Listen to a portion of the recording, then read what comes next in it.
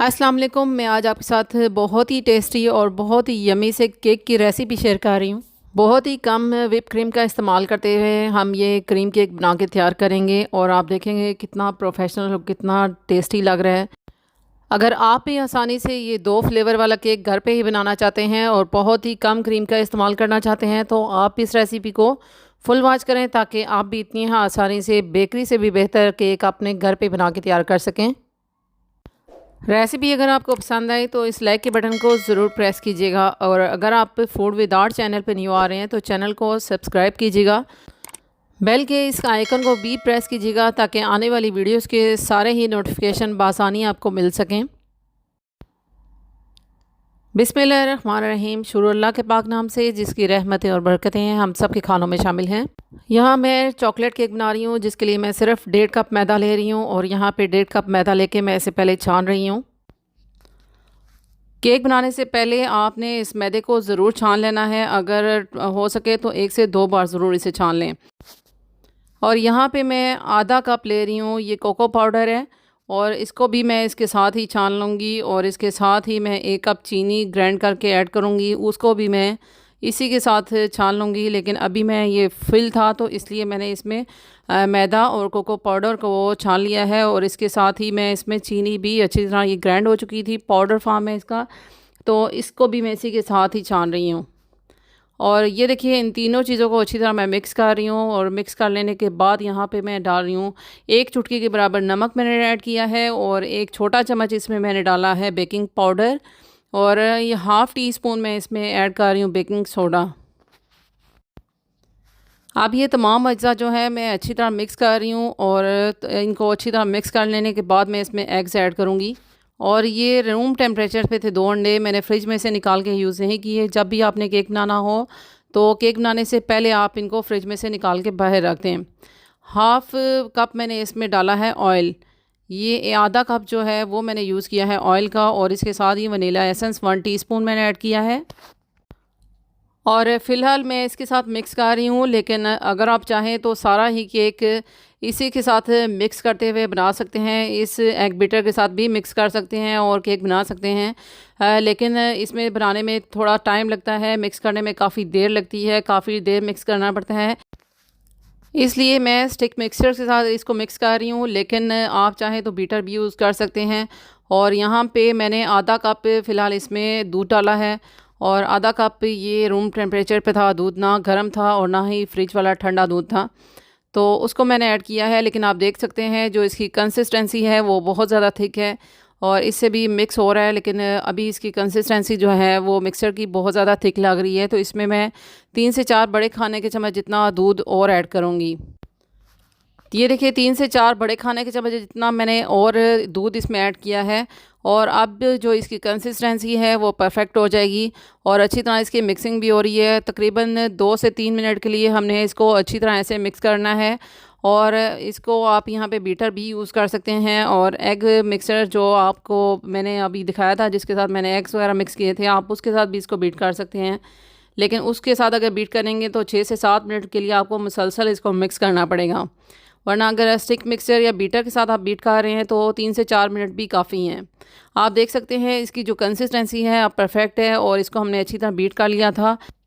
यहाँ पतीले में पहले से ही मैंने बेकिंग पेपर रख के तो उसको सेट कर दिया था और ये सारा मिक्सर अब हमने इसमें डाल दिया है और ये जो प्रेशर कुकर है इसमें मैं इसको बेक करूँगी। ये प्रेशर कुकर को पहले ही मैंने प्री हीट कर लिया था और इसको मैं अब रखूँगी और इसके ऊपर सीटी भी लगा दूँगी और बिल्कुल लो फ्लेम पे रखूँगी, तो बिल्कुल भी हमें टेंशन लेने की ज़रूरत नहीं है। और प्रेशर कुकर की सीटी को मैंने इसलिए ऊपर रखा है ताकि हवा प्रेशर से बिल्कुल भी बाहर ना निकले। तो बहुत ही अमेजिंग तरीका है, आप भी इसी तरह बेक करें, बहुत आसानी से 35 से 40 मिनट में केक पक के तैयार हो जाता है। ये देखिए बिल्कुल मैंने इसको ओपन नहीं किया था प्रेशर को और पूरे 40 मिनट बाद मैंने इसे निकाल के देखा है तो परफेक्टली ये जो है अच्छी तरह बेक हो चुका था केक। और मैं आपको दिखा रही हूँ कि ये ठंडा होने के बाद मैं फिर इसकी कटिंग कर रही हूँ प्रॉपर्ली। मैंने उसी में ही प्रेशर में ही बंद करके इसे रख दिया था और अच्छी तरह ये ठंडा होने के बाद मैं इसको 2 लेयर्स में मैंने इसे कटिंग कर लिया है। और अब आप देखें कि जो इसकी आपको शेप नज़र आ रही थी ना केक की, वो मैंने ऐसे इसकी शेप बनाई है और इसको पहले मैंने जो सर्कल में मैंने कटिंग किया है और 1-1 इंच के गैप से मैं इसकी सर्कल में शेप्स कटिंग कर रही हूँ और 1 इंच के गैप से ये मैं कटिंग कर रही हूँ। और इसके बाद इससे कटिंग नहीं हो सकती थी, तो इसके लिए मैंने सेकंड लेयर कटिंग करने के लिए, सेकंड राउंड को कटिंग करने के लिए यहाँ पे मैंने ढक्कन लिया है और एक बोतल का ढक्कन है। आप भी चाहें तो किसी प्लेट का या कोई भी बोतल का ढक्कन यहाँ पे सेट कर सकते हैं और बिल्कुल सेम शेप कटिंग हो, बिल्कुल सेम साइज़ कटिंग हो, इसके लिए मैंने ये ढक्कन दूसरा यूज़ किया है। और इसको अच्छी तरह प्रेस करते हुए मैं दूसरा राउंड जो है इसका कटिंग कर रही हूँ। और इसके बाद मैं डोनट कटर ले लूँगी। डोनट कटर के साथ बाकी जो साइज़ हैं वो मैं कटिंग कर लूँगी। और इसी तरह मैंने जो वनीला फ्लेवर में स्पॉन्ज है वो भी मैंने रेडी कर लिया है और उसको भी मैंने ऐसे ही बेक किया है। मैंने यहाँ पे 5 राउंड्स को कटिंग किया है, 5 इसकी जो है वो राउंड्स बनाए हैं। आप इससे बारीक अगर करेंगे तो बहुत ज़्यादा पतले हो जाएंगे, तो टूटने का डर होता है, इसलिए यहाँ मैंने 5 राउंड्स ही इसके लिए हैं और ये काफ़ी हैं।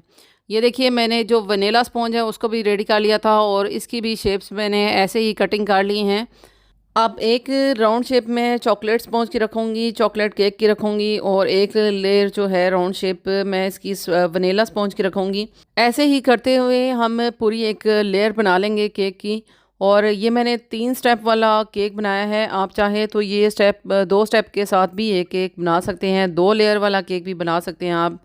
और ये देखिए एक एक लेयर मैं ऐसे रखती जा रही हूँ, एक एक सर्कल को मैं ऐसे रख के सेट कर रही हूँ और बिल्कुल एक ही साइज़ के, एक ही शेप के मैंने कटिंग किए हैं दोनों ही केक, तो इसीलिए आराम से ये एडजस्ट हो गए हैं। और इसके बाद ये ठंडा दूध है, मिल्क मैं ऐड कर रही हूँ। अगर आप चाहें तो आप इसमें जैसे हम गुलाब जामुन के लिए शीरा बनाते हैं पतला सा थिन सा, तो उसी तरह आप शीरा भी बना के, चाशनी भी बना के तो इसमें डाल सकते हैं यहाँ पे। लेकिन यहाँ पे मैं इसमें दूध स्प्रेड कर रही हूँ अच्छी तरह, सारी ही लेयर पे अच्छी तरह दूध स्प्रेड कर दूँगी। और इसके बाद whip क्रीम है मेरे पास, तो वो मैं यहाँ पे लगाऊंगी। whip क्रीम की बहुत ज़्यादा थिक लेयर मैंने नहीं लगाई है, बारीक सी एक थिन सी लेयर मैंने इसकी बनाई है। तो ये देख सकते हैं whip क्रीम को मैंने अच्छी तरह बीट कर लिया था। अच्छी तरह बीट करने के बाद मैं इस पर एक लेयर सी बना रही हूँ और इसके बाद मैं फिर वैसे ही बिल्कुल सर्कल मैंने बना के रखा हुआ है, बिल्कुल वैसे ही जैसे हमने एक नीचे वाली तह बनाई है, बिल्कुल वैसे ही मैंने ये ऊपर वाली तह बनाई है। लेकिन ऊपर वाली भी तह पे आप देख सकते हैं पहले मैंने चॉकलेट वाला जो है वो सर्कल बाहर रखा था और अब ऊपर वाली लेयर पे मैंने जो वनीला स्पॉन्ज का सर्कल है वो मैंने बाहर वाली साइड पर रखा है। तो ऐसे ही करते हुए आप भी आराम से ये शेप बना सकते हैं। और अब इस लेयर पे भी मैं दूध लगा रही हूँ, दूध को अच्छी तरह स्प्रेड कर दूँगी और इसके बाद फिर से whip क्रीम की एक लेयर लगा रही हूँ। और ये देखिए अब मैंने यहाँ पे 3rd लेयर को रखा है और इसके बाद मैं दोबारा से वही प्रोसेस करूँगी। फिर से मिल्क को स्प्रेड करने के बाद यहाँ पे मैं whip क्रीम लगा रही हूँ और whip क्रीम को अच्छी तरह स्प्रेड कर दूँगी। यहाँ पे ऊपर जो है वाइट मैंने लगाई है whip क्रीम, लेकिन साइड्स पे मैंने चॉकलेट वाली whip क्रीम लगाई थी। और ये चॉकलेट केक की साइड्स और जो एक्स्ट्रा केक बच गया था उसको मैंने ओवन में रख के ड्राई कर लिया है। तो ड्राई करने के बाद इनको मैं ग्राइंड करके तो फिर यूज़ करूँगी। और इसके साइड्स पे मैंने whip क्रीम में थोड़ा सा कोको पाउडर डाल के तो इसको लगाया है whip क्रीम को इसके केक की साइड्स पे।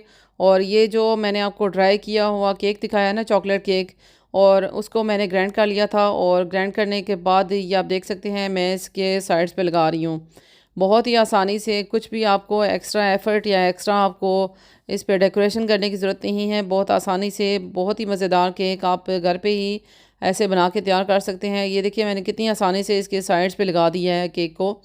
एक्स्ट्रा बचे हुए केक को भी हमने बहुत अच्छे से इस्तेमाल कर लिया है। अगर आपके पास भी whip क्रीम कम है या कम इस्तेमाल करना चाहते हैं तो आप भी इसको केक को ऐसे ही डेकोरेट कर सकते हैं।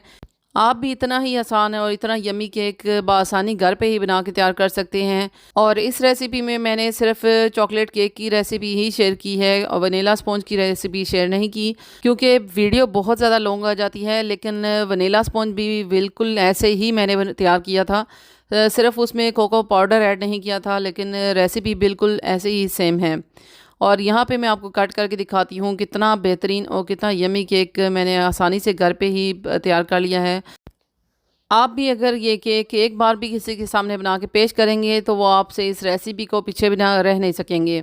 इंशाल्लाह ये रेसिपी आपको ज़रूर पसंद आने वाली है, और अगर आपको ये रेसिपी पसंद आए तो इसे अपनी फैमिली और फ्रेंड्स में ज़रूर शेयर करते हुए जाइएगा। अपना बहुत सारा ख्याल रखिएगा, मुझे भी अपनी दुआओं में ज़रूर याद रखिएगा। इंशाल्लाह एक नेक्स्ट वीडियो में नेक्स्ट अमेजिंग सी रेसिपी के साथ मिलूँगी। जब तक के लिए मुझे इजाज़त दीजिएगा।